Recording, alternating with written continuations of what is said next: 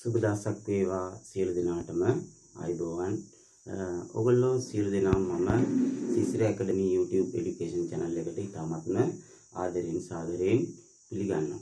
ඒ වගේම මේ දිනවල අපගේ ගුරු ගැටලුවක් තියෙනවා. අපගේ ගුරු සමස්ත ගුරු ප්‍රජාව මේ දිනවල ඉල්ලීමක් මුල් කරගෙන පොඩි සටනක යෙදෙනවා.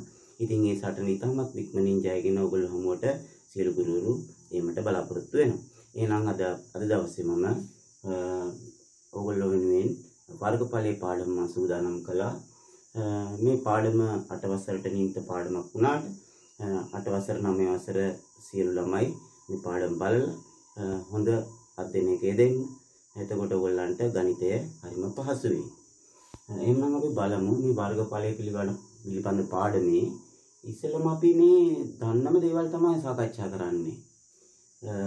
ඍජු කෝණාශ්‍රයක වර්ගඵලය. මෙතන ඍජු කෝණාශ්‍රයක් තියෙනවා. වර්ගඵලය කියලා කියන්නේ ළමයි යම්කිසි තල රූපයක මතු පිට ගන්නා ඉඩ ප්‍රමාණයට. මේකේ මතු පිට ගන්නා ඉඩ ප්‍රමාණයට.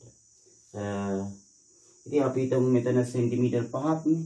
මෙතන අපි සමාන සෙන්ටිමීටරේ කොටස් 5කට බෙදුවයි කියලා. ওই විදිහට මේ පැත්තට සෙන්ටිමීටරේ කොටස් 3කට බෙදුවයි කියන්නේ. සෙන්ටිමීටර 3යිනේ. එතකොට මේ එක කොටසක් ඇවිල්ලා දිගයි පළලයි සෙන්ටිමීටරේ. එක ඒකකයක්. එතකොට මෙතන මේ වගේ සෙන්ටිමීටරේ කොටසක් වර්ග සෙන්ටිමීටර 1යි කියනවා. එහෙමනම් මේ අතට 5ක් තියෙනවා. මේ අතට මේ වගේ 3ක් තියෙනවා. එතකොට මේ වගේ පස්සරත් පහේ පේලි 3ක් තියෙනවා. එතකොට පස්සරත් 3 15යි. ඒ කියන්නේ වර්ග සෙන්ටිමීටර එකේව 15ක් තියෙනවා. කියන්නේ මේකේ වර්ගඵලය වර්ග සෙන්ටිමීටර 5. මේක අපිට ගන්න පුළුවන් අපි කෙටි විදිහක් ඉගෙනගෙන තියෙනවා. දිගයි පළලයි ගුණ කරලා. දිගයි පළලයි ගුණ කරලා අපිට ගන්න පුළුවන් දිග ගුණ කිරීම පළලෙන්. ඒ කියන්නේ 5 වරක්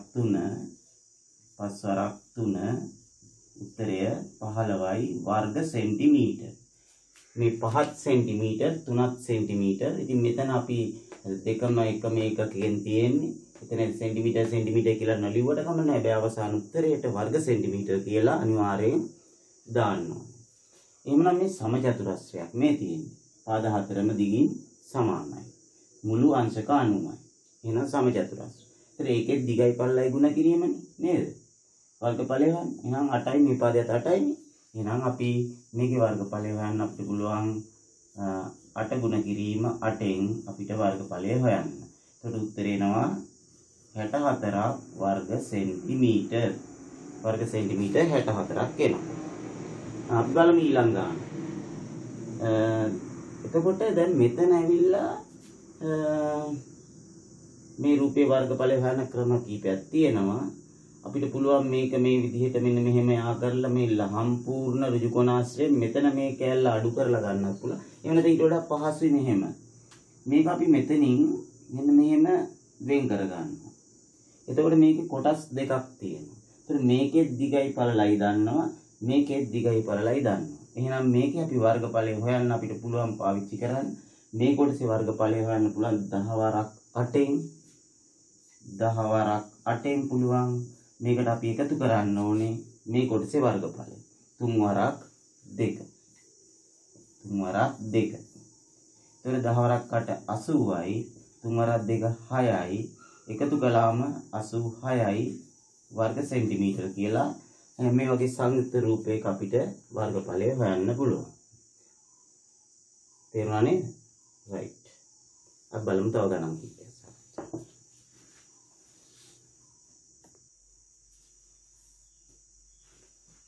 මේ අපි බලමු මේ වගේ සංයුක්ත රූප කීපයක්. මෙතන දීලා තියෙනවා මේ පාද කැල්ල 4යි 8යි 12යි 2යි මේ රූපේ වර්ගඵලය සොයන්න කියලා. ඒතර කොහොමද මේක අපි කරන්නේ? මේක අපි කැලි දෙකකට වෙන් කරගමු. අර ඉස්සෙල්ලා ගානේ වගේ. කොහොමද වෙන් කරන්නේ? මෙහෙම වෙන් කරන්නත් පුළුවන් අපිට. එහෙම නැත්නම් මෙහෙම වෙන් කරන්නත් පුළුවන්. ඒක ඔයගලන්ට කැමති විදිහකට වෙන් කරන්න පුළුවන්. කොහොමද කැමති? අපි හිතමු මේක මෙහෙම වෙන් කරා කියලා. එතකොට මේ කැල්ල සහ මේ කැලේ වර්ගඵල දෙක වෙන වෙනම හොයලා එකතු කරන්න පුළුවන්. මට කියන්න දැන් මේ කැලේ වර්ගඵලය හොයනවා නම් පළල 4යි දිග කීයද? දිග කීයද? මෙතෙල්ල මෙතනට. මෙතෙල්ල මෙතනට නම් 8යි.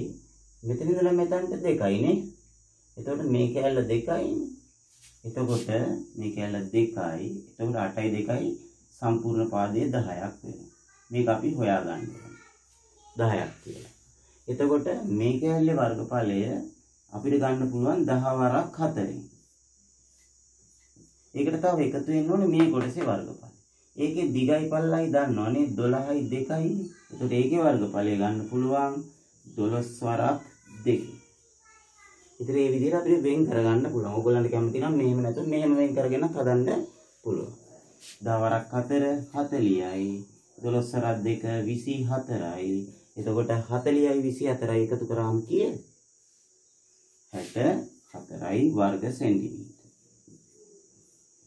ඊළඟට පස්වෙනි ගානේ අපිට හොයන්න කියන්නේ අඳුරුකල වර්ගඵලය. අඳුරුකල වර්ගඵලය. මේක තමයි හොයන්නේ. අඳුරු කරලා තියෙන්නේ මෙන්න මේ නිල් පාටින් අඳුරු කරලා තියෙන මේ කොටස. එතකොට අඳුරු කරලා නැති කොටස් තුනක් තියෙනවා. මේ තුනම සමචතුරස්‍ර තුනක්. පාදයක් දෙක දෙක වෙන සමචතුරස්‍ර තුනක්. එතකොට එහෙනම් අපි කොහොමද හොයන්න ඕනේ මේ අඳුරු කරපු කොටසේ වර්ගඵලය? මේ සම්පූර්ණ වර්ගඵලයෙන් මේ තුන අඩු කරාම හරි. එතකොට මේ සම්පූර්ණ ABCD වර්ගඵලය කොහොමද හොයන්නේ? ඒකේ දිගයි ඒකේ පළලයි ගුණ කරනවා. 12 වරක් 6. මේ 12 වරක් 6න් ආපු උත්තරෙන් අපි අඩු කරන්න ඕනේ මොකද්ද? මේ සමචතුරස්‍ර තුනේ වර්ගඵලය. එතකොට එක සමචතුරස්‍රයක වර්ගඵලය හොයන්නේ දිගයි පළලයි සමානයිනේ. 2 වරක් 2 4යි. එතකොට එක සමචතුරස්‍රයක වර්ගඵලය හොයන්න පුළුවන් 2 වරක් 2 4යි. මේ වගේ සමචතුරස්‍ර කීයක් තියෙනවද? ඒ වගේ සමචතුරස්‍ර 3ක් තියෙන ඉඳ එක 3ෙන් ගුණ කරනවා. 12 වරක් 6 කීයද? 72යි. 2 වරක් 2 4යි. 4 වරක් 3 12යි.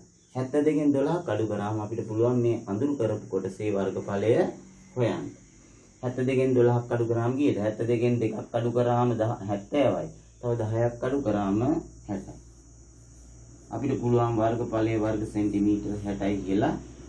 දැන් ඔයගොල්ලෝ නිකන් හිතන්නකෝ මේ හැම තැනම සෙන්ටිමීටර සෙන්ටිමීටර සෙන්ටිමීටර සෙන්ටිමීටර සෙන්ටිමීටර. ඒතර මේක වර්ග සෙන්ටිමීටර මේක වර්ග සෙන්ටිමීටර. ඕවා දාන්න ගියා නම් පොඩ්ඩක් මේ ගහන අපහැදිලි වීමක් වෙනවනේ. ඒකින්ද අවසාන උත්තරේට අනිවාර්යෙන් ඒකකේ දාන්න මතක තියාගන්න. හරිනේ? right.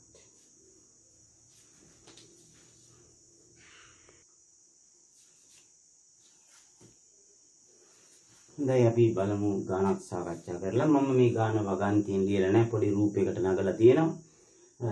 මේ තියෙන්නේ ගෙබිමක්. ඒ කියන්නේ අපි මේ ඉන්න බිමක්. කාමරයක හෝ ශාලයක හෝ ඒක ඍජු කොණාශ්‍රාකාර හැඩය.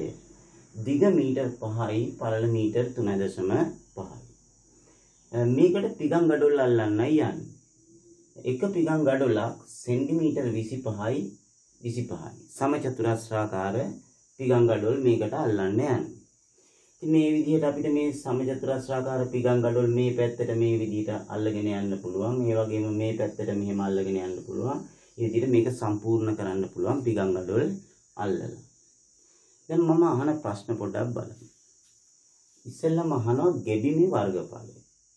ඒතර මේ ගෙබිම සම්පූර්ණ ගෙබිමේ වර්ගඵලය දිගයි පළලයි තියෙනවා. අපි මේක පිගම් ගඩොල සෙන්ටිමීටර වලින් තියෙන හින්දා දිග පළල අපි මේකේ වර්ගඵලය හොයනකොට සෙන්ටිමීටර වලට හරවලා වර්ග සෙන්ටිමීටර වලින් වර්ගඵලය හොයමු.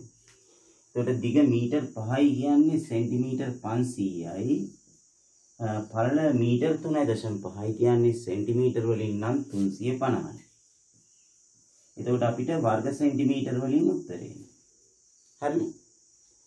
500 350 ගුණ කරු. බිංදු තියෙනවා 1යි 2යි මෙතන 1යි 3යි. බිංදු 3ක් අගට දාලා අපි 5න් ගුණ කරමු. 5 4 25යි 2ක් ඉතුරුයි. 5 4 3 15යි 2යි 17. අපිට උත්තරයක් එනවා වර්ග සෙන්ටිමීටර් 1,75,000යි. නැත්නම් 175,000යි. ඊළඟට පිගන් ගඩොලක වර්ගඵලය. මේ පිගන් ගඩොලේ වර්ගඵලය 25 වරක් 25. 25 වරක් 25 අපිට එන්නේ වර්ගඵලයේ වර්ග සෙන්ටිමීටර වලින් 625යි වර්ග සෙන්ටිමීටර. ඒත් අපිට මොන පිගන් ගඩොලක වර්ගඵලය. ඊළඟ මම අහනවා මෙහෙම ප්‍රශ්නයක්. දික් අතට ඇතිරිය හැකි පිගන් ගඩොල් ගන්න. මේ දිග අතට මේ වගේ පිගන් ගඩොල් කීයක් අල්ලන්න පුළුවන්ද? ඒක හොයන්නේ කොහොමද? එක පිගන් ගඩොලක දිග 25යිනේ. එහෙනම් 25 කෑලි කීයක් මේ පැත්තට තියෙනවද කියලා බැලුවා නම් හරි. එහෙනම් අපි හොයන්න ඕනේ කොහොමද? දිග මීටර් 5 කියන්නේ සෙන්ටිමීටර වලින් 500යිනේ. 500 අපි 25න් බෙදුවොත් අපිට උත්තරයක් එනවා පිගන් ගඩොල් කීයක්ද? 50 25 2යි. ඒ කියන්නේ පිගන් ගඩොල් 20යි. ඊළඟට පළලාතට ඇසිරිය හැකි පිගන් ගඩොල් ගණන. මේ පැත්තට පිගන් ගඩොල් සෙන්ටිමීටර 25යිනේ පළල 25 ඒවා කීයක් තියෙනවද? සම්පූර්ණ දිග ඇවිල්ලා මෙතන සම්පූර්ණ පළල ඇවිල්ලා සෙන්ටිමීටර වලින් ගත්තොත් 350යි. එහෙනම් 350 25න් බෙදුවාම අපිට උත්තරයක් ගන්න පුළුවන්. 350 25න් බෙදුවාම කීයද එන්නේ? 25 ඒවා එකක් 25යි 10ක් ඉතුරුයි 104. අපිට 14ක් එනවා. 25න් බෙදුවාම 14ක් එනවා. ඊට පස්සේ මුළු පිගන් ගඩොල් ගන්න. ඒතර දික් අතට පිගන් ගඩොල් 20ක් තියෙනවා. පළල අතට පිගන් ගඩොල් 14ක් තියෙනවා. ඒ කියන්නේ 20 පේලි 14ක් තියෙනවා. 20 පේලි 14ක් තියෙනවා. මෙතන මුළු පිගන් ගඩොල් ගණන 20 ගුණ කිරීම 14 සමානයි 14 2 28යි. 280ක්. පිගන් ගඩොල් 280ක් ඕනේ. මේ විදිහේ පිගන් ගඩොල් 280ක් ඕනේ මේ ගෙබිම සම්පූර්ණයෙන්ම අතුරන්න වහන්න. මේක අපිට පුළුවන් මෙහෙමත් හොයන්න. මේ ගෙබිමේ මුළු වර්ගඵලය එක පිගන් ගඩොලක වර්ගඵලයෙන් බෙදලා. ඒ කියන්නේ 1,75,000. අපි බෙදුවොත් එක පිගන් ගඩොලක වර්ගඵලය 625න්. අපිට ඒ උත්තරේ එන්න ඕනේ කීයද? පිගන් ගඩොල් ගන්න. හැබැයි මෙතනදී මේ ගානට නම් හරියනවා. 280ක් පිගන් ගඩොල් ඕනේ. හොඳයි මේක බෙදුවාම එන්නේ 280යි. වැඩි තියෙන්නේ දැන් හරියටම දැන් මේ පිගන් ගඩොල් හරියටම ඉතුරු වෙන්නේ නැතුවම මේ පැත්තට අතුරන්න පුළුවන් නේ. ඒ සෙන්ටිමීටර් 25ව හරියටම තියෙනවා. මේ පැත්තට සෙන්ටිමීටර් 25ව හරියටම තියෙනවා. ඒකින්ද මේ වර්ගඵල හොයලා හෙව්වාම උත්තරේ ගත්ත හැකි. නමුත් අපි හිතමු සෙන්ටිමීටර් 25න් බෙදෙන්නේ නැති ගානක් මෙතන තිබ්බයි කියලා. මීටර් 5.1 තිබ්බනම් මොකද වෙන්නේ? සෙන්ටිමීටර් වලින් 510යි. නේද? 5.1 කියන්නේ මීටර. ඒතර 510 හරියටම 25න් බෙදෙන්නේ නැහනේ.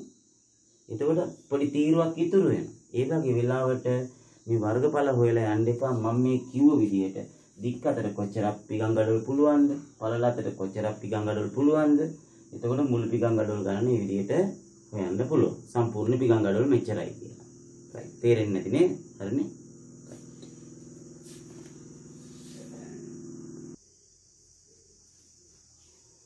ඊළඟට අපි බලමු ත්‍රිකෝණයක වර්ගඵලය. මම මෙතන ඇඳලා තියෙනවා ත්‍රිකෝණ තුනක්. මේක ඇවිල්ලා සුළුකෝණී ත්‍රිකෝණයක්. මේක ඍජුකෝණී ත්‍රිකෝණයක්.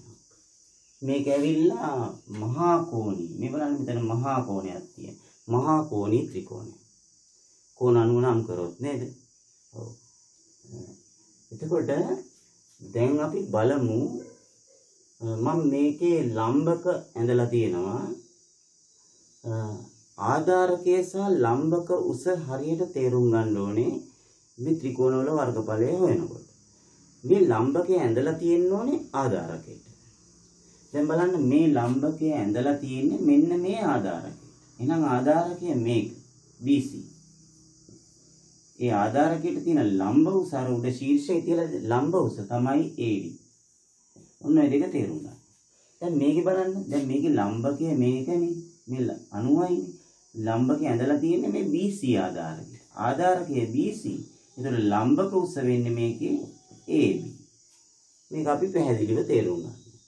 දැන් බලන්න මේකේ මේ මහා කෝණී ත්‍රිකෝණයක මේ ආධාරකයට ලම්බකේ ඇඳලා තියෙන්නේ අර උඩ ශීර්ෂයේ ඉඳලා මේ පාදේ පොඩ්ඩක් දික් කරගෙන. මහා කෝණී ත්‍රිකෝණ වල එහෙමනේ අඳින්න වෙන්නේ. එතකොට ආධාරකයේ හැටියට BC තෝරගත්තොත් ඒ BC කියන ආධාරකයට උඩ ශීර්ෂයේ ඉඳලා තියෙන ලම්බ කුස හැටියට අපි තෝරගන්න ඕනේ AD. ඔන්න එතන මතකද?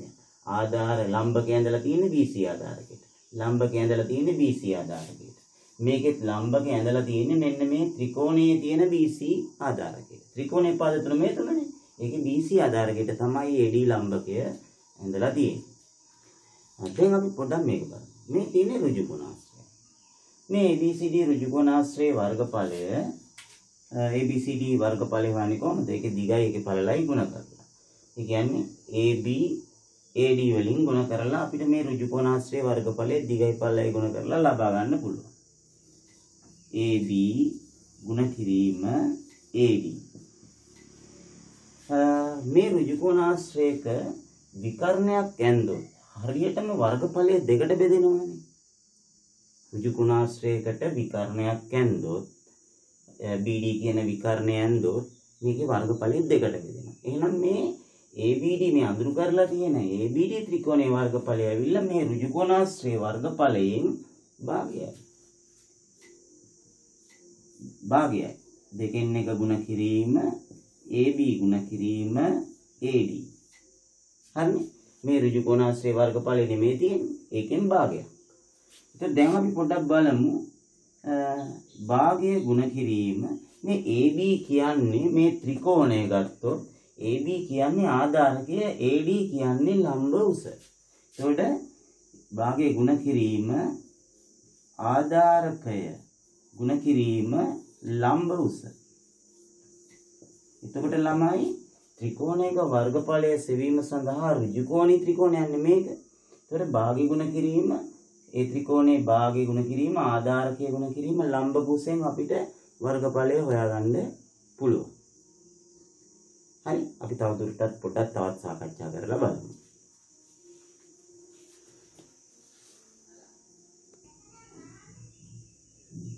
දැන් අපි බලමු මේ සුළු කෝණී ත්‍රිකෝණය.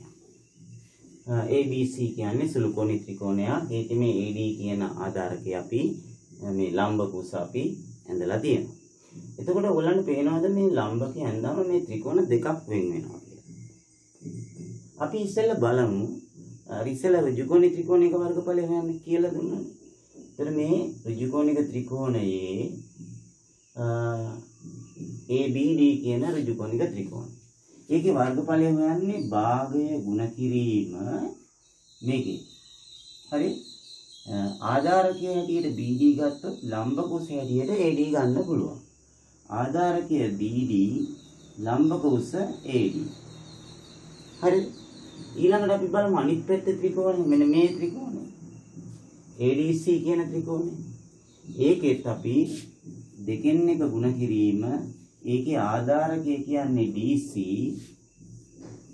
ඒ ආධාරකයට තියෙන ලම්බක උස AD.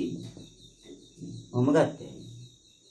දැන් බලන්න මේ ත්‍රිකෝණයයි එකතු කරාම මේ සම්පූර්ණ ත්‍රිකෝණය ලබා ගන්න පුළුවන්. ඒකින්ද අපි මෙන්න මේ ත්‍රිකෝණයයි මේකයි එකතු කරමු. ABD ත්‍රිකෝණය දන ADC ත්‍රිකෝණයේ වර්ගඵල දෙක එකතු කරමු. ඒතර මේකින් එක එකතු කරමු. ඒතර දකුණු පැති දෙක එකතු කරාම මේක ලියමු ඉස්සෙල්ලා දෙකෙන් එක ගුණ කිරීම BD වරක් AD.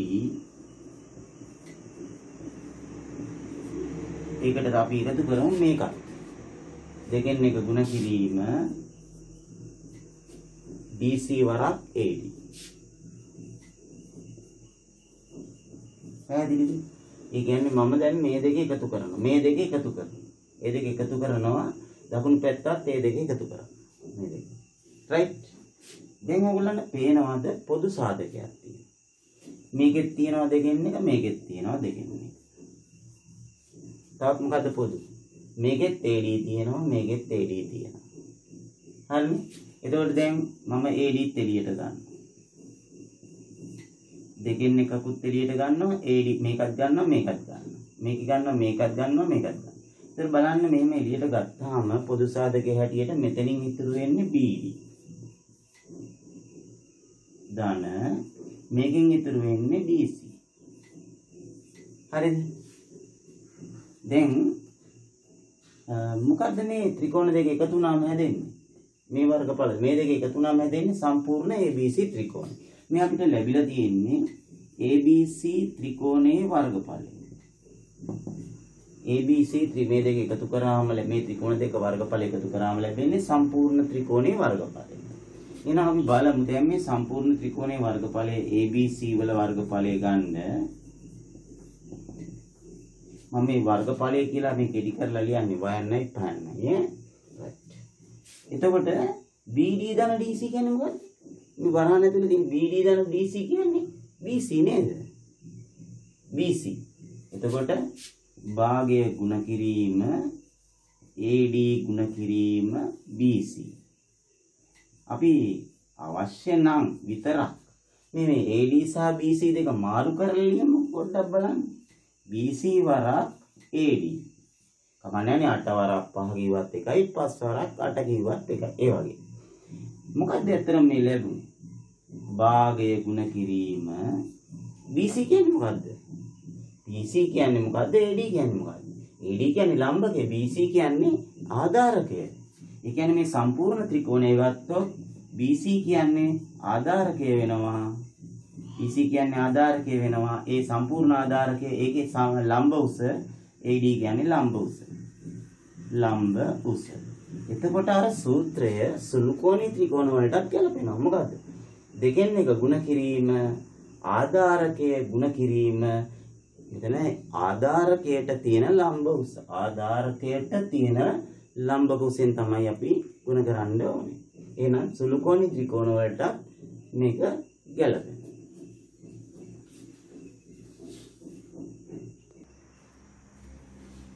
දැන් ළමයි අපි බලමු මම දැන් මෙතන ඇඳලා තියෙනවා සුළුකෝණී ත්‍රිකෝණයක්, මෙතන ඍජුකෝණී ත්‍රිකෝණයක්, මෙතන මහාකෝණී ත්‍රිකෝණයක්. එතකොට බලන්න මම මේ ත්‍රිකෝණ තුන ඇඳලා තියෙනවා. සාමාන්‍ය ත්‍රිකෝණයක වර්ගඵලය වෙන සූත්‍රය දැන් අපි ඉගෙන ගත්තානේ. මොකක්ද? ත්‍රිකෝණයක වර්ගඵලය වෙන සූත්‍රය. දෙකෙන් එක ගුණ කිරීම ආධාරක පාදයේ ගුණ කිරීම ආධාරකයේ ගුණ කිරීම ඒ ආධාරකයට තියෙන ලම්බ උස උස කියන්නේ ලම්බ උස වෙන්නේ. හරි. එතකොට දැන් බලන්න මේ අපි ඉස්සලා සුළුකෝණී ත්‍රිකෝණයේ වර්ගඵලය හොයමුකෝ. සුළුකෝණී ත්‍රිකෝණයේ වර්ගඵලය ගත්තොත් දෙකෙන් එක ගුණ කිරීම ඒකේ ආධාරක පාදය එකට ලම්බක ඇඳලා තියෙන ආධාරක පාදය 12යිනේ. ඒතර 12 ගුණ කිරීම 8. ආධාරකය 12යි. ඒතර ලම්බක උස 8. අපි මේක පොඩ්ඩක් සුළු කරලා පස්සේ උත්තරේ ගමුනේ. හරි. අපි දැන් බලමු ඍජුකෝණී ත්‍රිකෝණයේ වර්ගඵලය හොයලා. එතකොට ඒකේ ආධාරකය 12යි, ඒකේ ලම්බක උස 8යි. ඒ කියන්නේ දෙකෙන් එක ගුණ කිරීම ආධාරකය 12යි, ලම්බක උස 8යි. ඒ කියන්නේ මේකමයි එන්නේ නේ. අපි මහාකෝණී ත්‍රිකෝණය ගමුකෝ. ඒකේ භාගය ගුණ කිරීම. එතන මේ මහාකෝණී ත්‍රිකෝණයේ මේ ලම්බකය ඇඳලා තියෙන්නේ මේ AB ආධාරකයටනේ. අපි ABC ත්‍රිකෝණයේ වර්ගඵලෙනේ දැන් හොයන්න යන්නේ. ඒතර ආධාරකය පොඩ්ඩක් දික් කරලා තමයි ලම්බකය ඇඳලා තියෙන්නේ. ඒතර ආධාරකය 12යි, ලම්බක උස 8යි. එහෙනම් මේ ත්‍රිකෝණ තුනේම වර්ගඵල වෙන්නේ භාගය ගුණ කිරීම ආධාරකයේ 12 ගුණ කිරීම ලම්බක උස 8. ගණන් තුනක් දැන් මෙතන තියෙනවා. ඒ කියන්නේ එකම උත්තරේ එන ගණන් තුනක්.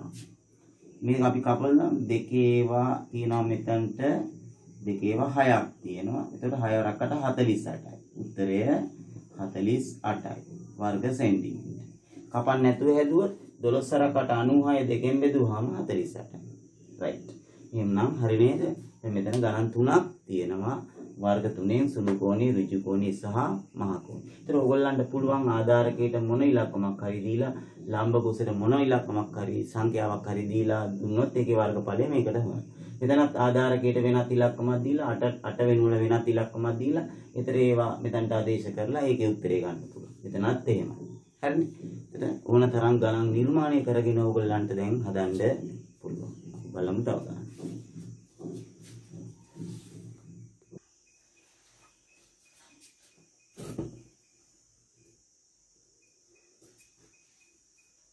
බලමු අපි මෙතන ඍජු කෝණී ත්‍රිකෝණයක් සහ මෙතන මහා කෝණී ත්‍රිකෝණයක් දීලා තිනවා වර්ගඵල හොයන්නයි සූදානම්.